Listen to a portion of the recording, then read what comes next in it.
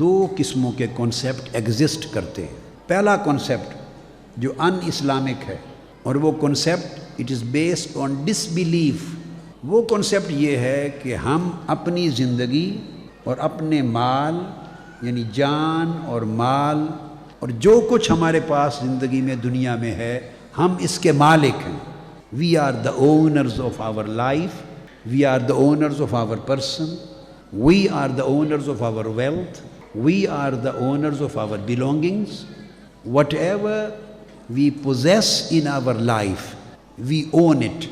یہ ایک کنسیپٹ۔ اس کنسیپٹ کی اگر ہسٹری کو ٹریس کریں قرآن مجید میں، تو فرعون کے زمانے میں اس کنسیپٹ کی ہسٹری حامان اور قارون سے اوریجنیٹ ہوتی ہے۔ اس کنسیپٹ کے جو انٹروڈیوس کروانے والے وہ کہتے تھے کہ جو مال، دولت، منصب، office, authority, wealth, belongings, whatever we possess, وہ کہتے ہیں کہ یہ ہم نے کمایا ہے، we have earned through our own skill, through our professional ability, by the means of our intelligence, through our efforts.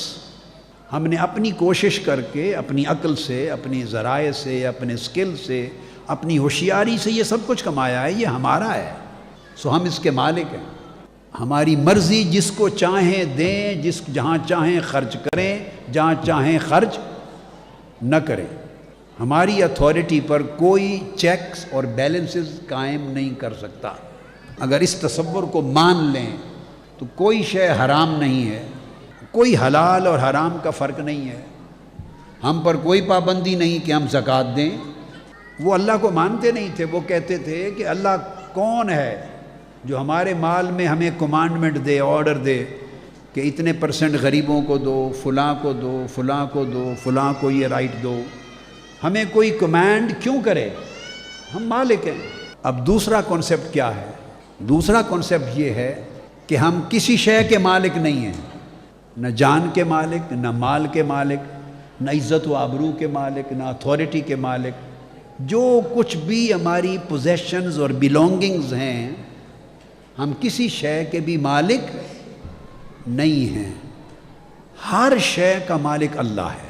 آقا علیہ السلام نے فرمایا، صحابہ کرام یہ کہا کرتے، ائمہ سلف صالحین اور اولیاء یہ کہا کرتے کہ اے بندے، تو اتنی شے کا ہی مالک ہے جتنا تو نے پہن لیا اور جتنا تو نے کھا پی لیا، اتنے کا ہی مالک۔ ہاں، کوشش کر کہ تو بھی کسی شے کا مالک بنے۔ اب اے بندے، مالک بننے کا مطلب یہ ہوتا ہے تم اس شے کے مالک ہو جو ہمیشہ تمہارے ساتھ رہے۔ اب ہم کس شے کے مالک ہیں؟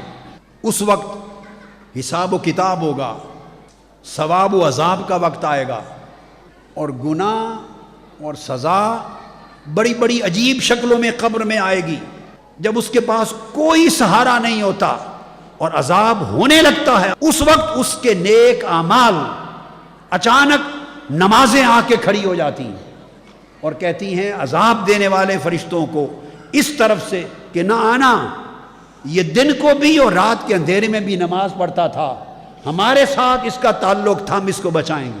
وہ دوسری طرف سے آتے ہیں عذاب دینے کے لیے، عذاب دینے کے لیے آتے ہیں تو اس کا صدقہ اور خیرات، جو مال اس نے اللہ کی راہ میں خرچ کیا تھا، وہ خیرات اور چیریٹی آ کے دیوار بن کے کھڑی ہو جاتی ہے۔